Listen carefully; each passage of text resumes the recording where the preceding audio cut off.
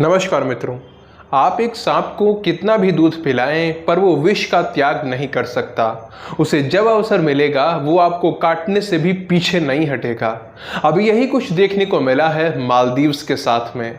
आप सभी जानते हो सितंबर 2023 में हुए राष्ट्रपति चुनावों में भारत विरोधी पार्टी के नेता मोहम्मद मुइज़ू चीन की सहायता से मालदीव के राष्ट्रपति बने थे। राष्ट्रपति बनते ही उन्होंने एक के बाद एक अनवरत भारत विरोधी निर्णय करना आरंभ कर दिया। चाहे भारत के सैनिकों को मालदीव से निकालना हो, भारत की सुरक्षा चिंताओं को अनदेखा कर चीन से रक्षा समझौता करना हो, या फिर भारत से पहले हमारे शत्रु राष्ट्र चीन का दौरा करना। लगातार भारत विरोधी कार्य करने के बाद भी अभी कुछ दिन पूर्व ही मालदीव्स ने भारत से सहायता की गुहार लगाई। उसने कहा कि उसे गेहूं, चावल, चीनी आदि खाद्य सामग्री चाहिए क्योंकि इसकी कमी हो चुकी है उनके वहां, और उनका परम मित्र चीन इसकी आपूर्ति नहीं कर पा रहा है। इसके साथ ही और भी देश उन्हें भेज नहीं पा रहे हैं, तो उन्होंने भारत का दरवाजा खटखटाया कि भारत उनकी सहायता करते, और भारत ने सब कुछ भूल कर वापस से इनकी सहायता की। अब मालदीव्स की जगह कोई और होता तो इतनी समस्याओं के बाद भी अपनी मदद करने वाले को सदा सम्मान की दृष्टि से देखता, उसका सम्मान करता। लेकिन मालदीव्स ऐसा नहीं है।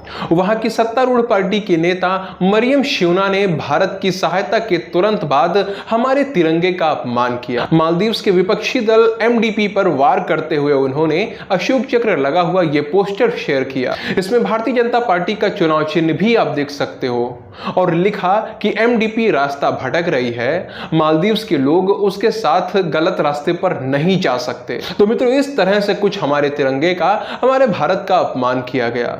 यह अपमान देखकर लोग सहन नहीं कर पाए, और जब उनका विरोध शुरू हुआ तो सबसे पहले उन्होंने पोस्ट डिलीट की, फिर सॉरी बोलते हुए कहा कि उनसे गलती हो गई, उन्होंने जानबूझकर ऐसा कुछ नहीं किया था। मित्रों, यदि वास्तव में इनसे गलती ही हुई होती तो अशोक चक्र और भारत की सत्तारूढ़ पार्टी यानी भाजपा का सिंबल दोनों एक साथ पोस्टर में कैसे दिख सकते थे, और दोनों एक साथ गायब भी हो गए।